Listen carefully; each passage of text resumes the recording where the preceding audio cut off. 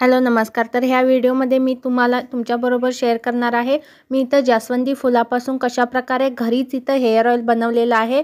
तर हे आहे आमचे जास्वंदीचे झाड। आज इथं खूपच फुलं लागलेले आहेत जास्वंदीची, त्यामुळे मी हा जो हेअर ऑइल आहे ते इथं बनवायचा आणि तुमच्याबरोबर शेअर केलेला आहे। आता इथं जास्वंदीची फुलं आहेत ती झाडामधून मी इथं 8-10 फुलं इथं मी काढून घेतलेली आहेत आणि मी इथं जास्वंदीच्या फुलांबरोबर माक्याचा पाला, ज्याला इथं भृंगराज म्हटलं जातं, ते सुद्धा यूज करणार आहे आणि त्याचबरोबर मी इथं कढीपत्ता सुद्धा ह्या तेलामध्ये यूज करणार आहे। तर मी इथं जास्वंदीची 8 ते 10 फुलं घेतलेली आहे, त्यानंतर थोडासा कढीपत्ता घेतलेला आहे, त्यानंतर मी इथं माक्याचा पाला घेतलेला आहे। तर सर्वात आधी मी फुलं आहेत ती स्वच्छ करून घेतलेली आहेत।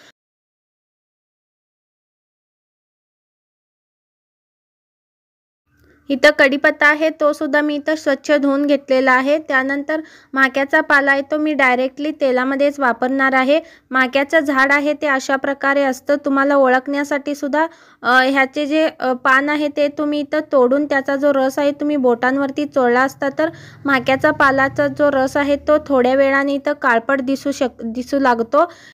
इथं तुम्ही पाहू शकता, इथं बोटांवरती जो रस आहे तो चोळल्यानंतर थोड्या वेळाने काळा काळा होत जातो आणि हाच तो माक्याचा पाला आहे तुमच्या केसांना इथं काळं बनवतं आणि केस जर पांढरे होत असतील तर हे जे हेअर ऑइल आहे हे वापरल्यामुळे तुमचे केस आहे ते लवकर पांढरे होणार नाहीत, तुमचे केस आहे ते एकदम काळेभोर दिसतील।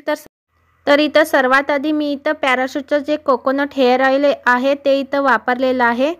आता इथं मी स्टीलचं भांडं वापरायचं आहे, तुम्हाला ॲल्युमिनियमचं वगैरे भांडं इथं वापरायचं नाही। तर सर्वात आधी मी जे तेल आहे ते इथं गरम करून घेतलेलं आहे। आता थोडं गरम झाल्यानंतर ह्या तेलामध्ये मी जास्वंदीची जी फुलं स्वच्छ केलेली आहेत ती इथं घालून घेतलेली आहेत। त्यानंतर मी ह्यामध्ये कढीपत्तासुद्धा घालून घेतलेला आहे। त्यानंतर ह्यामध्ये मी जो माक्याचा पाला आहे तो सुद्धा तुम्ही ह्यामध्ये घालून घ्यायचा आहे आणि तुम्ही अशा प्रकारे हलवत इथं जे तेल आहे ते गरम करून घ्यायचं आहे आणि जोपर्यंत त्याचा कलर आहे तो चेंज होत नाही तोपर्यंत तुम्ही इथं हलवून घ्यायचा आहे तेलामध्ये। हा जो पाला आहे तो मी इथं 5 ते 10 मिनिट हे जे तेल आहे ते गरम करून घेतलेलं आहे, 5 ते 10 मिनिट।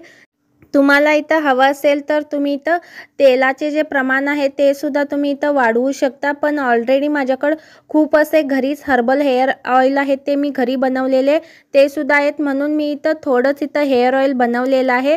तर अशा प्रकारे इथं तेल आहे ते तुम्ही पाहू शकता, तेलाचा जो कलर आहे तो सुद्धा चेंज झालेला आहे आणि तेल आहे ते इथं एकदम हर्बल तेल आपण मार्केटमधून आणतो तशा प्रकारे इथं तेल तयार झालेलं आहे। तेल इथं थोड्या वेळासाठी तसंच ठेवून द्यायचं, थंड झाल्यानंतर तुम्ही अशा प्रकारे गाळणीतून जे तेल आहे ते गाळून घ्यायचं आहे। आता इथं हर्बल हेअर ऑइल इथं बनलेलं आहे।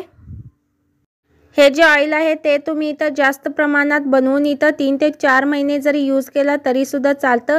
हे जे हर्बल हेअर ऑइल आहे ते इथं तुम्ही एक क्लीन आणि स्वच्छ ड्राय इथं बाटलीमध्ये किंवा डब्यामध्ये तुम्ही इथं बनवून ठेवला तरी देखील हे 2 ते 3 महिने आरामात जातं।